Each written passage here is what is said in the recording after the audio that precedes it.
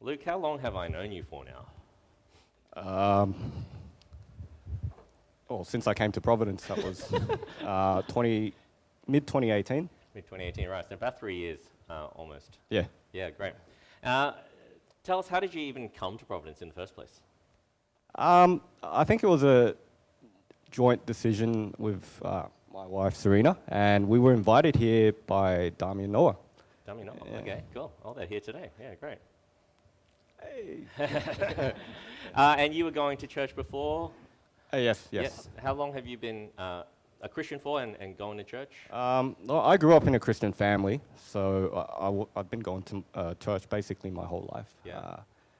And so it's a very familiar concept to me, I suppose. Yes, Yeah. right. And so, in terms of growing up in a Christian family or going to church, where did you grow up? Where did I grow up? Yeah. In Sydney. Well, I was born in China, but then I moved to Sydney when I was 5. I heard you're a really huge supporter of Queensland, though. I don't know where you heard that from, but that is not true. Well, obviously, you're in Queensland and you love living here in Brisbane. Absolutely. You just don't like our footy team. No, definitely not. But tell us a little bit then. Okay, so you've come here from invitation and you stayed. What made you want to keep coming back to Providence? I think it's the gospel-driven teaching here, which was very refreshing. I think, going to church my whole life, you think that I'd be familiar with the gospel or, the teachings of the Bible, but that's definitely not the case.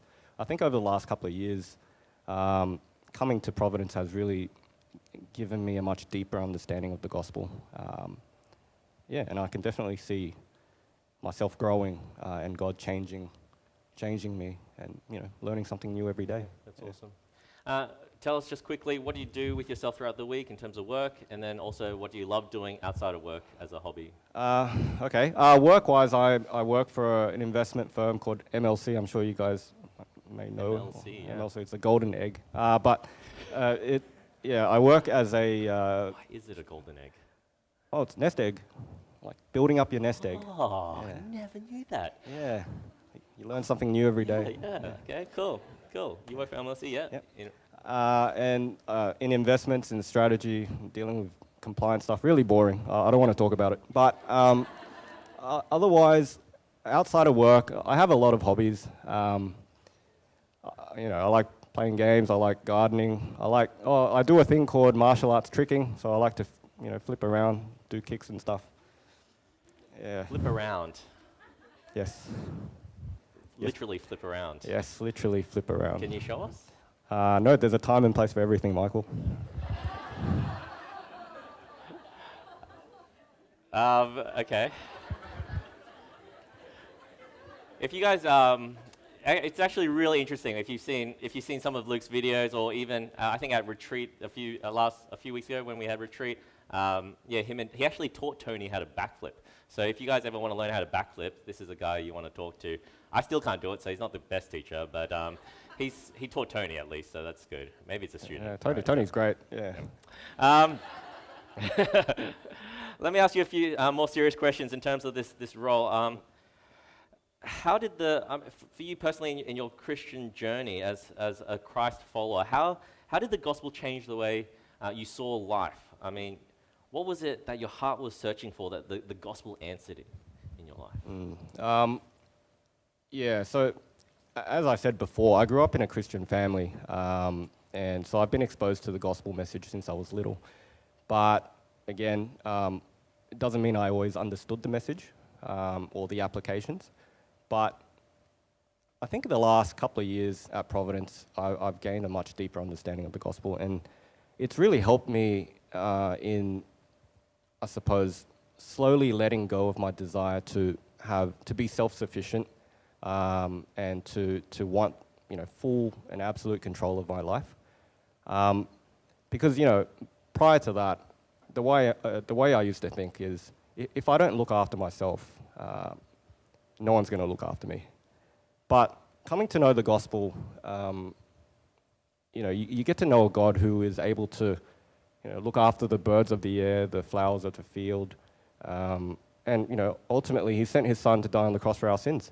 So yeah, he's more than qualified to look after me. And, you know, I'm confident in letting go of that need for control because we have a God who's infinitely wiser and more powerful than I am. So, yeah.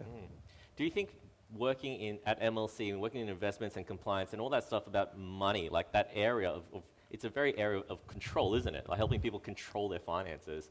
How does that really, in that idea of God is actually in control of everything and we can let go a little bit, how does that actually play into the finance area?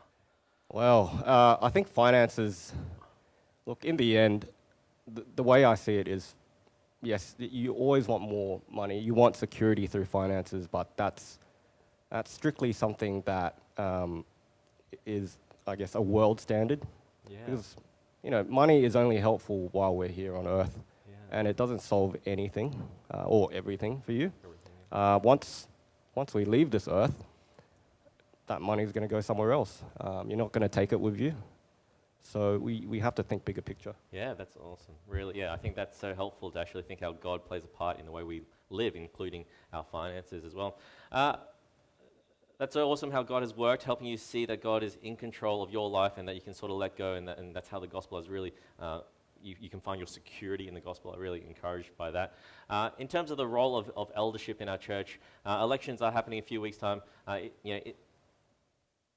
We're going to be voting you in. What are you looking forward to in terms of being an elder in our church?